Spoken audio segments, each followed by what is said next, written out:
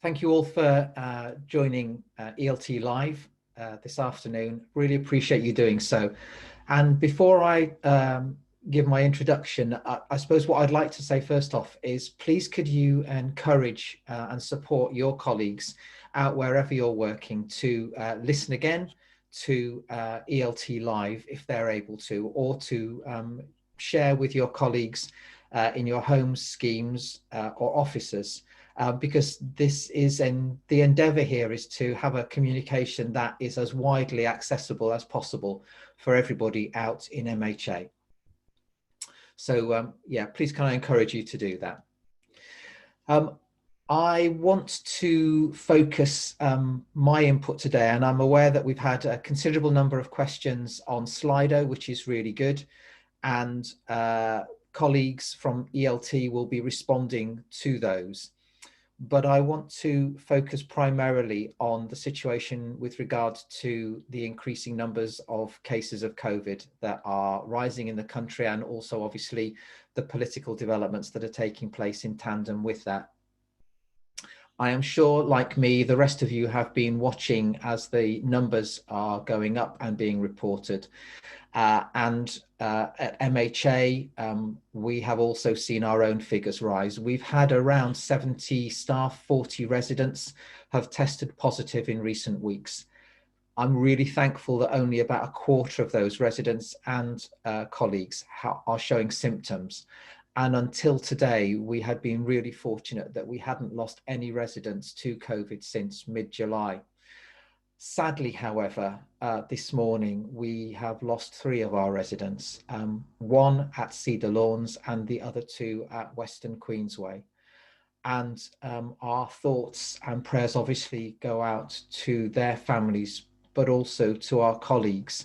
Neither Cedar Lawns nor Western Queensway had experienced the loss of residents during the first wave, and I don't think either had been very badly impacted directly in the early days. But this is clearly a huge blow, and I think for all of us makes incredibly real the scenario that we now find ourselves in as we head into the winter. Last week, as we were watching the increased escalation in transmission, we discussed at ELT whether we should reinstate Gold Command. But on the basis of a number of factors, we've decided we're not going to formally do that yet. But what we are doing is stepping back up to ELT meeting with our COVID management team, which is led by Dan and has representatives from across ops, from comms, from our data analysis and in relation to PPE as part of their twice weekly meetings. So we'll be meeting with them every Friday. But I just wanted to share with you the reasons why we haven't yet moved back up to establishing gold. The first is that we, during the first wave, established and refined data gathering and analysis from the pandemic, and our coronavirus management team is functioning well in terms of assessing and responding to that emerging situation across our homes and schemes. The other thing we didn't have when we started out with the pandemic was routine testing, picking up particularly asymptomatic cases for colleagues who can then self-isolate, or likewise residents where they can be cared for in isolation. We have now got as well a suite of enhanced infection control policies in place, which were developed during the first wave. And also we have supplies of PPE in all its various forms, which will last us through till March 2021. So we're in a very different place. We clearly need to do the lobbying. We clearly need to be incredibly vigilant around how this is developing. But at the moment, it feels like we've got all the key planks in place without actually re-establishing Gold Command on a daily basis. However, I just cannot overstate how important it is that we continue to remain mindful and vigilant of the increased risk, both for our residents and members, but also for each other and for our families. And so please take care out there, and please stay safe in terms of all your interactions. Clearly, that's complicated by the fact that we have outbreaks in some homes, we have lockdown, and there's now the 3 tiers announced by the Prime Minister earlier this week. So it's a complex environment that we're working within.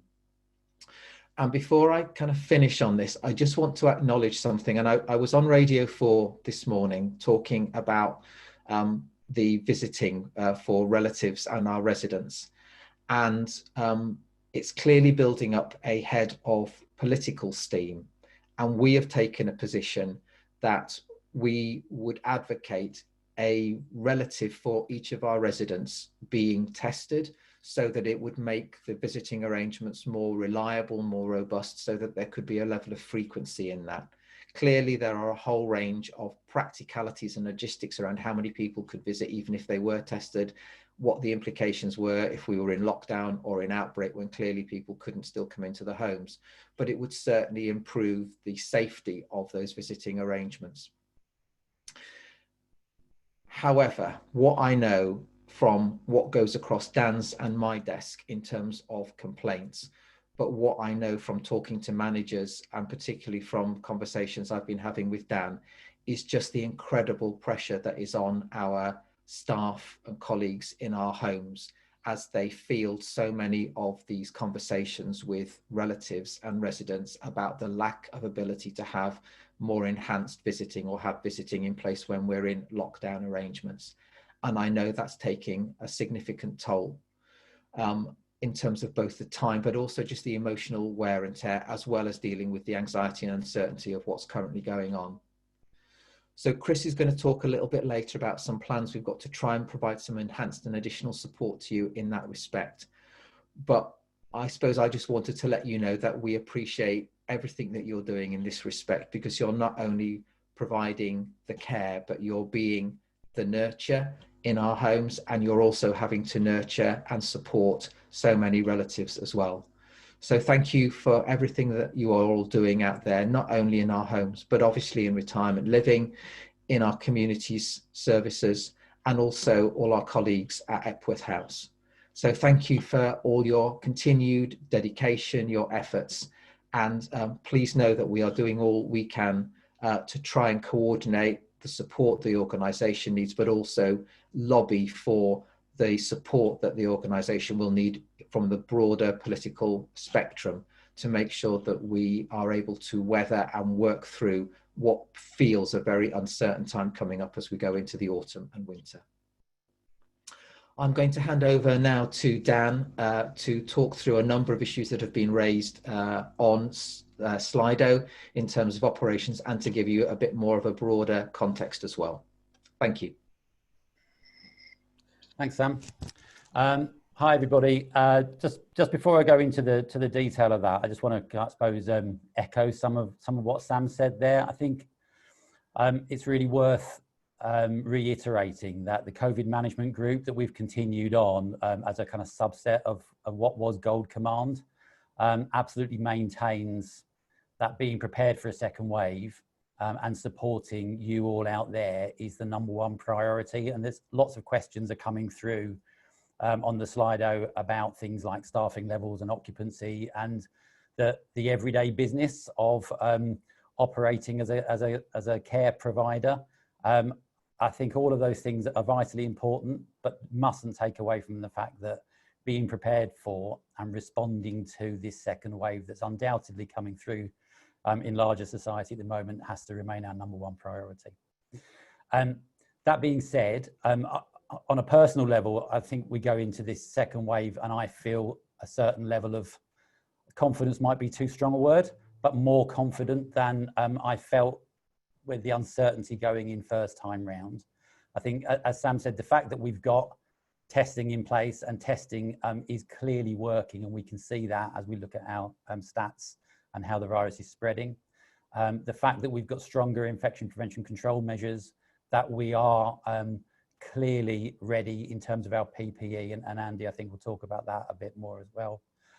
We've got a much better understanding of how to risk assess and socially distance.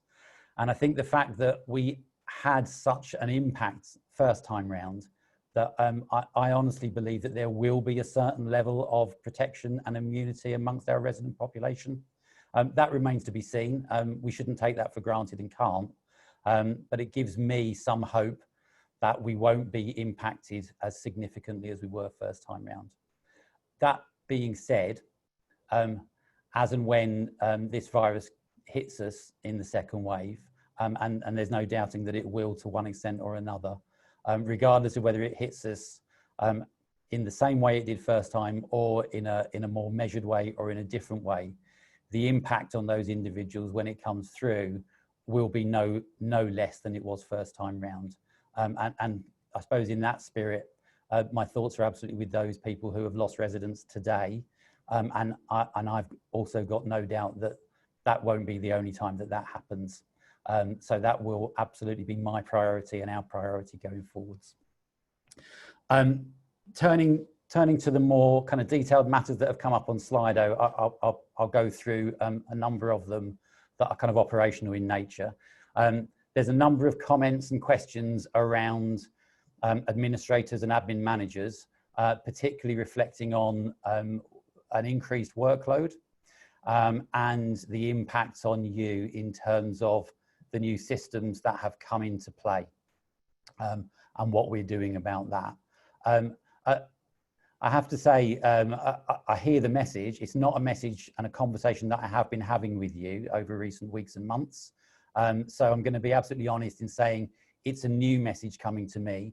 But absolutely, given the number of people that have come in behind that and liked that, so to speak, it's clear that it's a real issue. So I will undertake to carry out a review of that workload and see what the impact is on individuals and what we can do to support you in that. In terms of the systems, I suppose the good news, if there is good news in this, is that Radar will now not be rolled out until the new year. So there will be no more system change coming down the track in 2020. And we've been discussing as an ELT how we can respond to this and make sure that we build in space between any system rollout to ensure that you have an opportunity to embed those systems and have a breather before more systems come down the track. So I think we've listened to that message. My apologies if they've come too thick and fast, but we're going to learn from that going forwards and make sure we build that space in.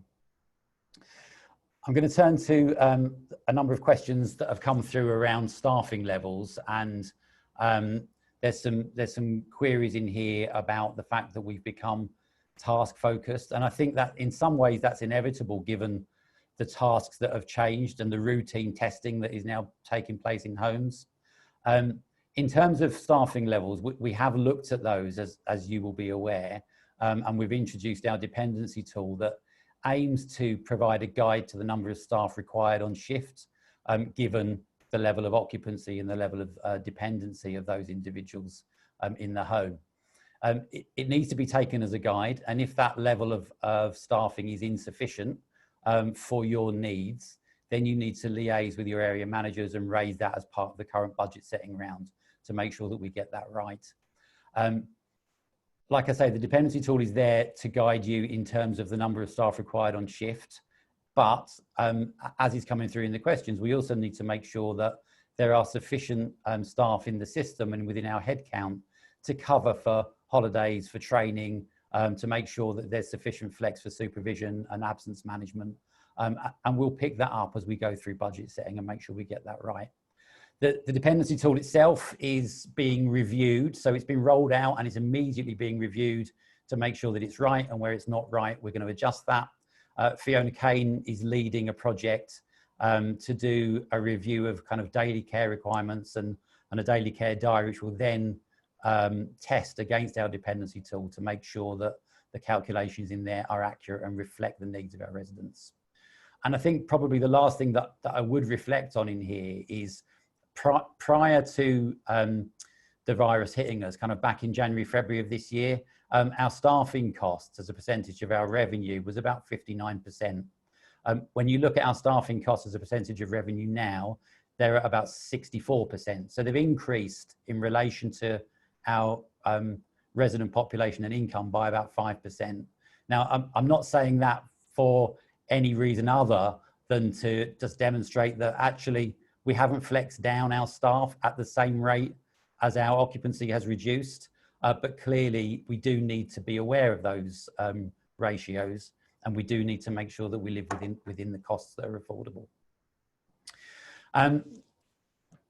I'm really pleased to see that there are far fewer comments on Slido this time round than previously around the number of reports being required by area managers. It absolutely was a standing theme in previous ELT lives. That notwithstanding, there has been a couple of comments come through and one question in particular about reports being continued to ask for that are not on the agreed list that we published. From my perspective, there's an absolute need to find a way to escalate that. If you are continuing to be asked for regular reports that we haven't agreed, then I need to understand whether those reports are required. And if they are, I would expect all area managers to be asking for them. And if it's individual area managers asking for bespoke reports, then can that information be got elsewhere? And if not, why not? What are we doing about it? And I would say to you, please raise it with your regional directors if you need to. And if you need to raise it with me, I'm very, very happy to take that up and look at what we're doing and make sure that we're acting in a consistent way across the piece. I'm going to address quickly a question about area-based visits, so area managers, quality improvement managers, etc., who are continuing to visit homes. Now, clearly, we are protected to an extent because those area-based colleagues are part of our testing regime. So they are being tested every week. We do know that they're not carrying the virus, assuming those test results are coming through in a timely manner. However, the question has been raised on Slido about people moving from one restricted area to another and in between. And I think in light of the revised guidance coming out from government about tiers 1 to 3, we will make sure that we review that and make sure that the guidance that we're issuing and the area-based staff are abiding by is in accordance with that national guidance.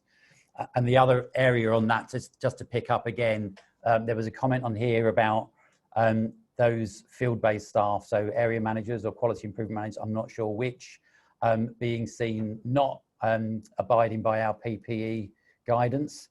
If that's the case, please challenge people. You must challenge people. And if that challenge is not well received, then please escalate. It's absolutely vital that everybody, from Sam down through the whole organisation, if we're coming into your homes and schemes, we should be abiding by our own PPE guidance. And if we get it wrong, tell us about it and we'll put it right. Absolutely 100%. I'm also going to now pick up briefly a couple of questions about MHA communities. There's one in particular asking if there are any further plans for any changes to schemes, any closures beyond the changes that we've made recently. Absolutely not. There are no more plans for that. I can't predict the future in terms of where COVID-19 goes and the impact that has on us. But from where we are today, my belief is that there's no further changes to those schemes planned. And the final area that I'll just give a brief update on is the timelines around the Communities Digital project.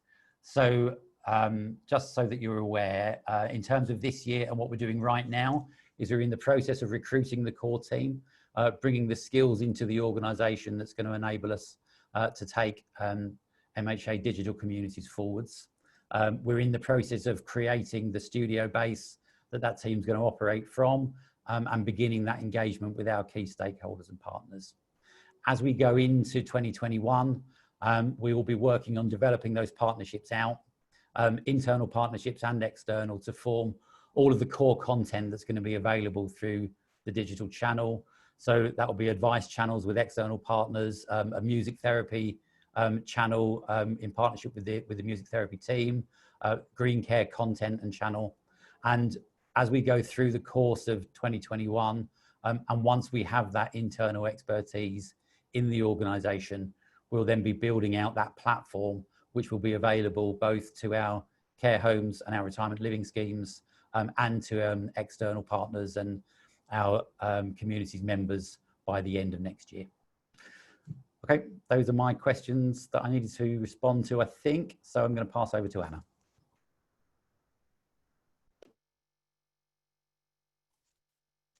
Thanks very much, Dan. Thank you. points that I've picked up from Slido today are around pension, pay for COVID absence, administrators, reference to my MHA, and then who to contact within the organisation. So first of all then, we are currently consulting with around 230 individuals on with regard to pension, so a relatively small number out of our almost 7,500 colleagues. So there are around 230 people who, due to their long service, have received a greater pension offering from MHA. So like most organisations, MHA's pension offering has changed over the years. So until 2010, we offered a final salary pension scheme. So although that scheme closed 10 years ago, we have an ongoing financial commitment to fund this. And the cost for that is over £90 million, which we have a plan to continue to support that. So once that scheme had closed, we continued to offer a greater, a range of higher employer contributions until 2013. So the cost of those higher contributions, in addition to that 19 million, is around £220,000 per year. So we have written individually to each of those 230 people who are affected to consult with them on a proposal, which is to offer the same pension terms as others in their role. So that would mean that all contributions to date remain in the individual's pot, but going forward, the proposal is that the offer would be in line with that offered for their role. As you can see from what I've said, the purpose of the proposal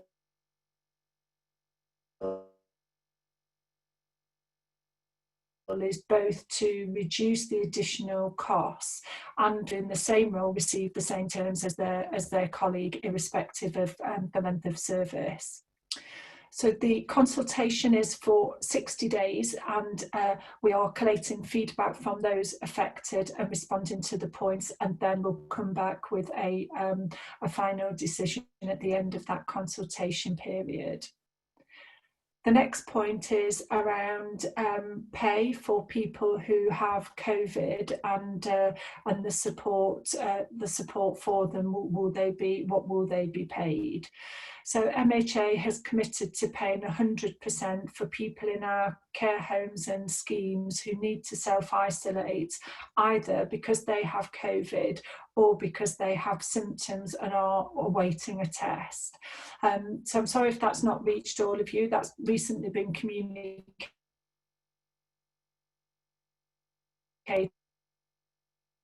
through our internal communication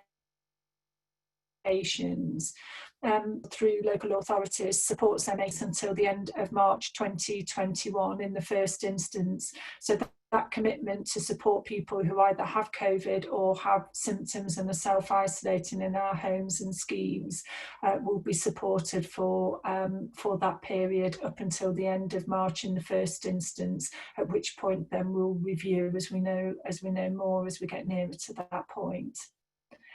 The next point was around the admin manager role. So in recent times, we've undertaken a comprehensive review of the administration role within our care homes. That was undertaken within the last year or two and was in preparation for the increase in responsibility in the new systems that we were planning on introducing. That process involved new job descriptions, which were benchmarked externally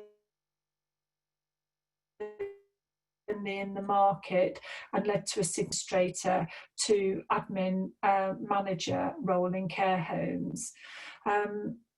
So there were a number of differences between the admin roles in retirement living and care homes, which reflects those different services that are offered. However, we are looking at the admin role in retirement living. We're planning to look at what's needed going forward and if any changes are required over the coming months, and we'll be talking to people in retirement living about what those needs are. And if changes are required, we will go through that same process in terms of updating job descriptions, benchmarking that, and looking at pay and what's required to make sure that that's right going forward. I think Dan addressed the point about volume of work earlier and looking into that for those admin roles.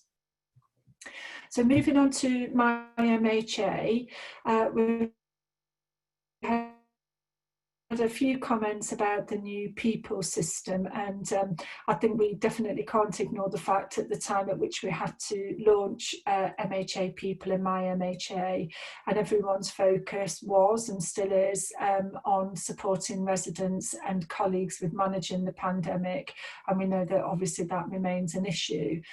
So it wasn't the best time for us to roll out a new system and for people to have that time and support in terms of training.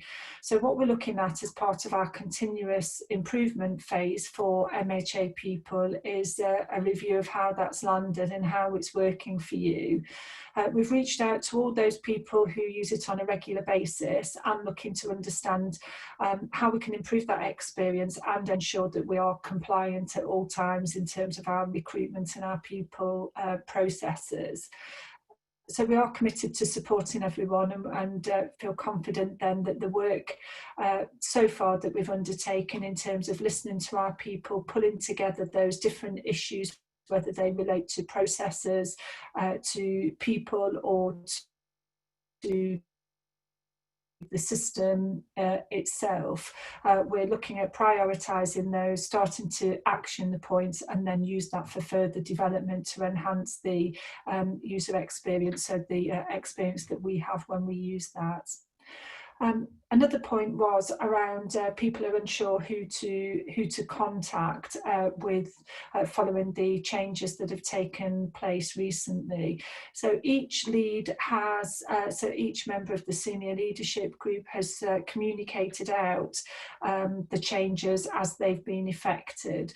However, all structure charts and contact lists are available on the intranet. So if you go onto the intranet, look at who we are, and then organograms, I can just about say that, which are the structure charts that will show each team at central support and the roles and the names of each individual. So if you wanted to have a look at those different teams, they're all available there for you. If you're unsure who to contact, please do refer to the team who will help you or direct you to the right person.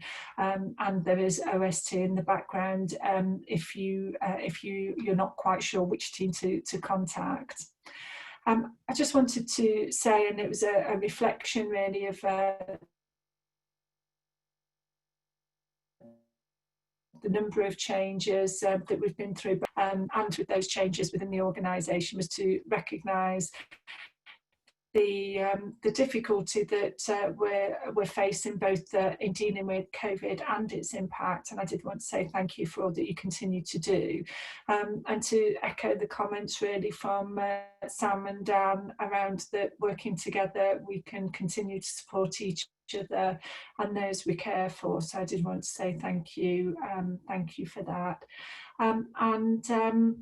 I would also like to mention Black History Month that we are in within October, and the fact that we held earlier this month a workshop on Black history, which the feedback we had was really positive.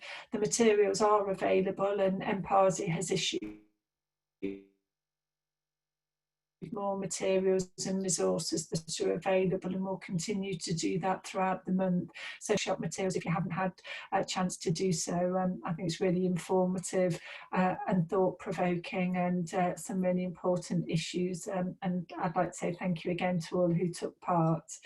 With that, I'll hand over to Victoria. Thanks, Hannah.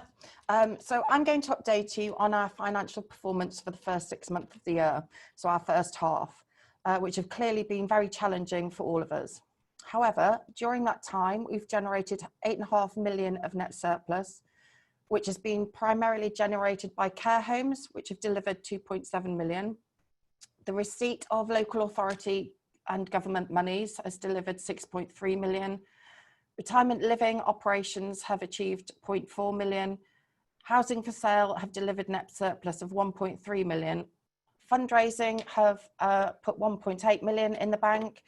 And MHA communities and other charitable activities have then taken some of that money away. So within care homes, we've seen good occupancy recovering, and we achieved 80% in period 6.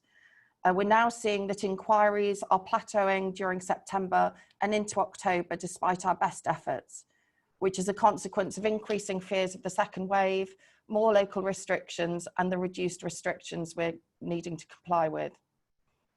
Rollout of CareSys will help to deliver greater understanding of inquiries levels and where there are opportunities that we can focus on to deliver occupancy increases.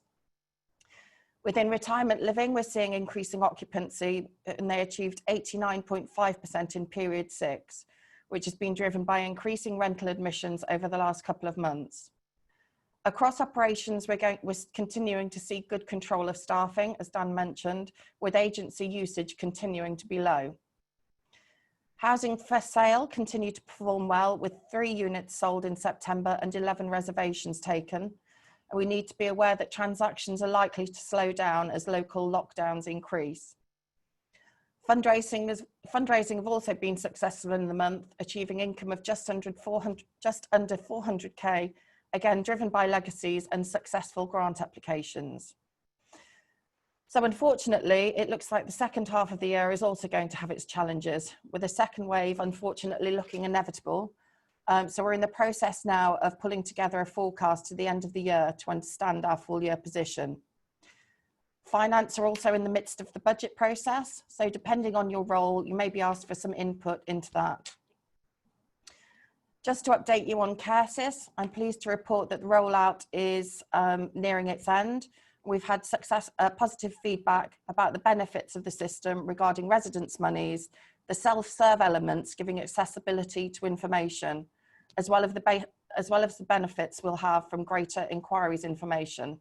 So that rollout will be completed by the end of this month. Then I just wanted to address one of the Slido questions that there was regarding care homes pricing, with the comments saying that their home prices were too high, meaning empty beds weren't able to be filled. So this is something that we're addressing in the pricing review that's being restarted. We'll be looking at fees by home compared to local competition for the services we provide. But obviously we could fill homes really quite quickly by reducing prices, but we need to ensure that we're getting a fair price for the care that we provide to ensure the charity's ongoing viability. I shall now hand over to Mandy. Thank you, everyone.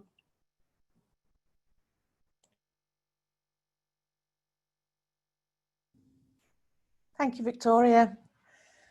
Now, I would like to give you an update this afternoon on the work we've been doing under the Fit for the Future part of our strategy.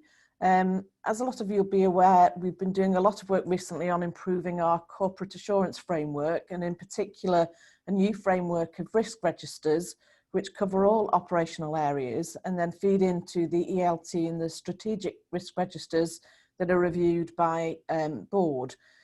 This has shown and should produce a greater control of our risks across the organisation, and thanks to Emma Lindblom, who's done a tremendous amount of work in establishing these with all of the functions. The next step in the process is to look at our data across the organisation. We've launched our data strategy group, of which I am the executive sponsor, and we've had our first meeting and are currently working to set our objectives, which will be shared across the organisation as we take this project forward. You'll have heard a lot already from Dan and Victoria about new systems that have been introduced and are being introduced, Radar, CareSys, we've had Cafoodle recently. All of this produces a great deal of data, and the purpose of the data strategy is to make sure that we have the best data in the organisation available to all those who need it. So we have one version of the truth, and we can produce data and reports easily and reduce the burden on people having to look at data in various different places. So hopefully it's going to be a long project. We're not expecting to complete it very quickly because we don't want to place any additional burden on the organisation at the moment in introducing any new systems. So we're going back to look at the work on continuous improvement that was done last year on the improving systems, so that we can have that as the basis to start for looking at where we're going to produce our data strategy from and the architecture. So it sounds like a bit of a large piece of work, but it should really produce some great results for everybody once we've got through it all. And that's the data strategy part. So I will now hand over to Andy.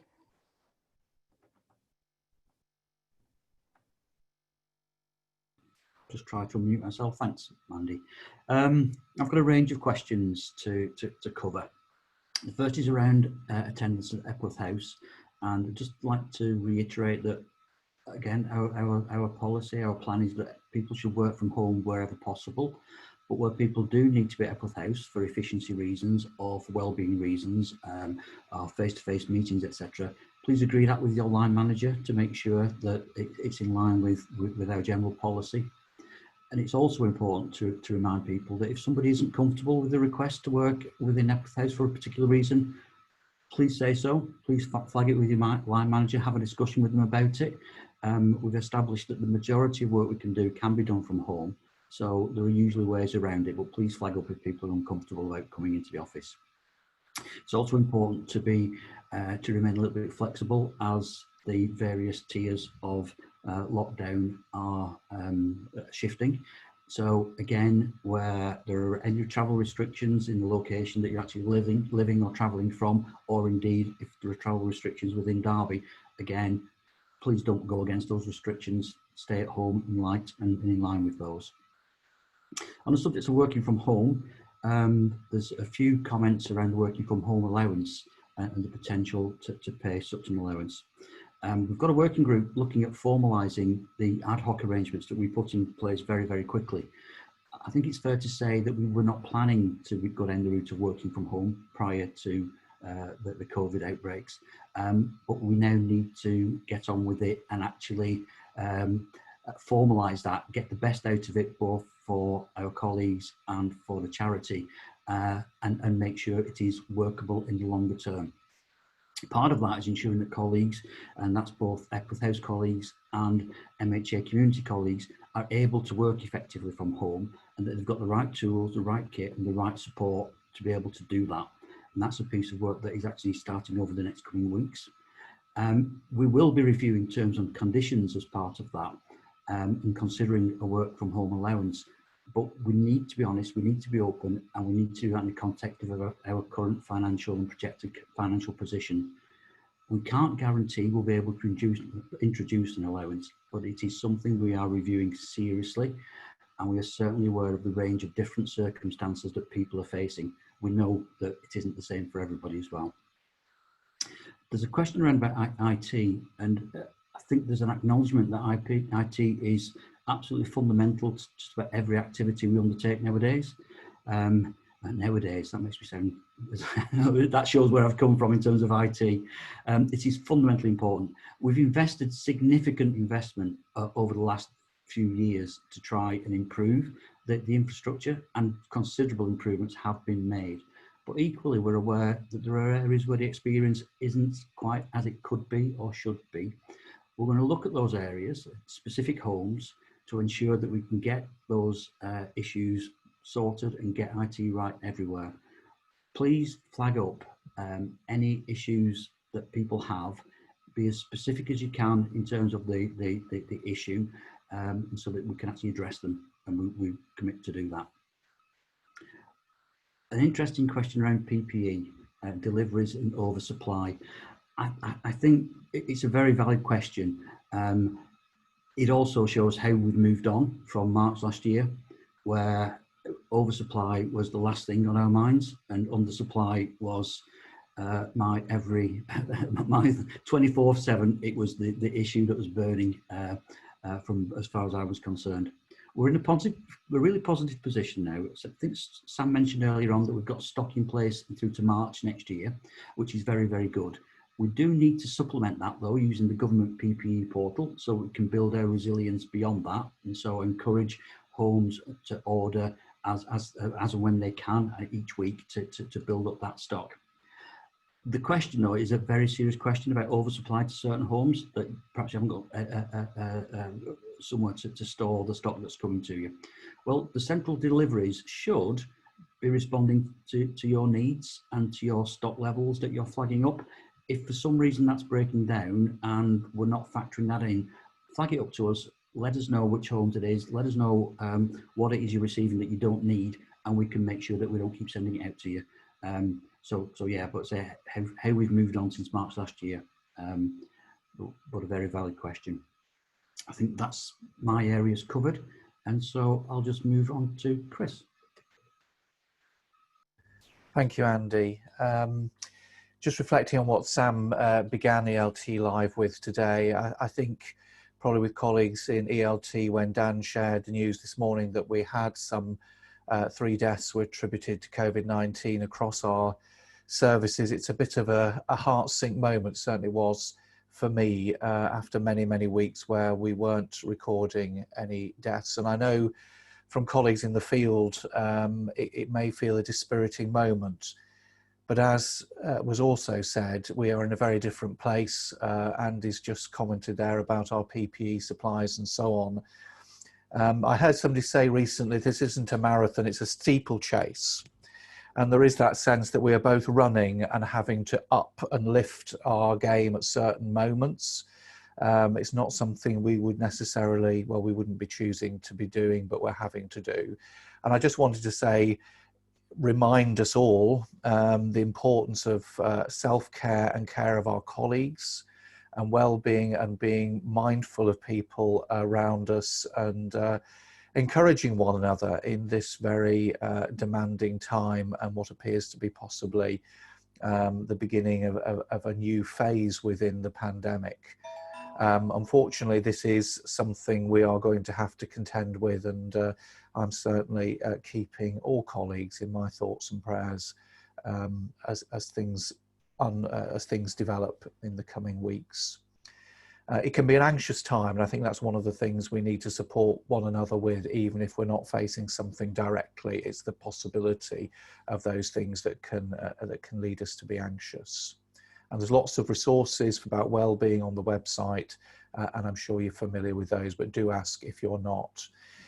This week, we, following the changes in chaplaincy and some of our regional support for chaplaincy, and also our engagement with churches and other communities, we have been inducting some new area support chaplains. There will be 12 of these part-time roles across the organisation following our restructuring of chaplaincy, and 8 of those people are being inducted this week. So there will be more news about them, particularly as they are local to services within your area. We'll be updating you about that.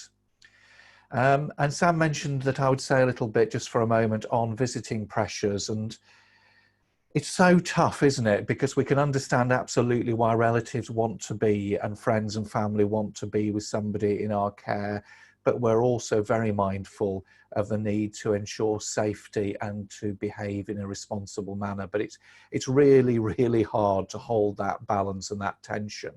And there are some discussions going on, and I hope that very, very soon we may be able to shed a bit more light on this, but using the resources that are available to us, particularly as some colleagues are shielding, to see if we can purpose appropriately qualified colleagues into a role where perhaps they take some of that pressure immediately off home manager and administrative manager and other people working in homes and schemes, and provide some interface and time to be able to speak to relatives. I know chaplains in a number of areas, and I was talking to one yesterday, very much engaged with that kind of role already, linking people within our homes and schemes with relatives and families. And lastly, I think that we all know that isn't going to get any easier as Christmas draws nearer in however many weeks' time it is, 10 weeks or so. That pressure of people wanting to be in contact with and present with is just going to rise. So I think it's important that whatever plans we're able to deliver happen quite quickly. And there is at the moment, just if you may not be aware, a COVID Christmas planning group is meeting, and in early to mid-November, certainly no later than mid-November, we are planning to issue some guidance and support and sharing of best practice, because we want everybody obviously across MHA to celebrate Christmas, but we all know it won't be the same as it has been for any of us in our previous Christmases. And we need to be able to think perhaps imaginatively about how we can enable certain things that need to be done in a different way this year. So we are thinking about that, because we know it's such an important time for so many of our residents and members across MHA, and we want to be able to do everything we can that there is celebration, but obviously within the parameters of whatever restrictions are around across the country, across the UK at the time, once we get into December. I think I'm handing back to Sam now. Thanks very much, Chris. Yeah, I'm just going to wrap up with a couple of points. First of all, just to say that in addition to obviously our income and our surplus being used to support some of our activities across MHA communities, they also do a sterling job in terms of bringing communities fundraising in, and today, year to date, they've brought in around £800,000. So that's a real achievement. There's another question that's come up on Slido as well, which I'm just going to ask Dan to come in on, which is in relation to testing in housing schemes. Okay, so a quick update on this. We've been working with Department of Health and the testing team around, obviously been lobbying for testing in our housing with care schemes for some time. What we do know is that that's now been heard, and there is a plan to roll out at least an initial round of testing for all extra care or housing with care schemes right the way across the country. It's slightly more complex than testing in care homes, because many providers of housing with care have a very separate structure from their housing management structure and their care management structure, and many of them have got domiciliary care agencies, so they can't simply go and ask CQC for a list of where all these schemes are. So there's currently a process going on led by Department of Health, working with all local authorities to get a comprehensive list of all the housing with care schemes that are in their areas, to create a national list.